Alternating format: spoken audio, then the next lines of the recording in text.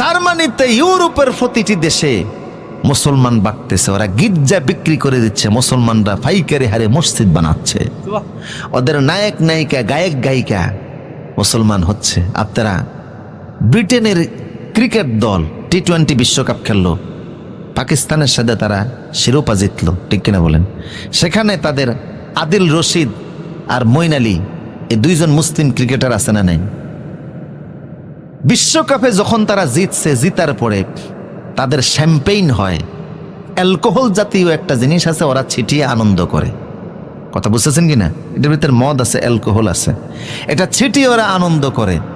Butler হচ্ছে তাদের ক্রিকেটের অধিনায়ক, সে বলতেছে যে মঈন আলী আর আদিল রশিদ, তোমরা মুসলিম, তোমরা সরে যাও, তোমরা এই আনন্দে থাইকো না, আমি জানি তোমরা মদের হারাম মনে করো, এই আনন্দে তোমাদের থাকা উচিত নয়, তোমরা দূরে সরে যাও, আমরা তোমাদের ধর্মকে সম্মান করি।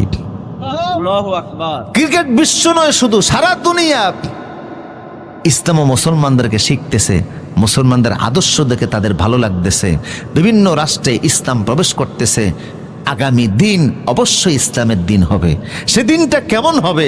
যেদিন বিশ্বে কোরআন উড়বে। সুবহানাল্লাহ।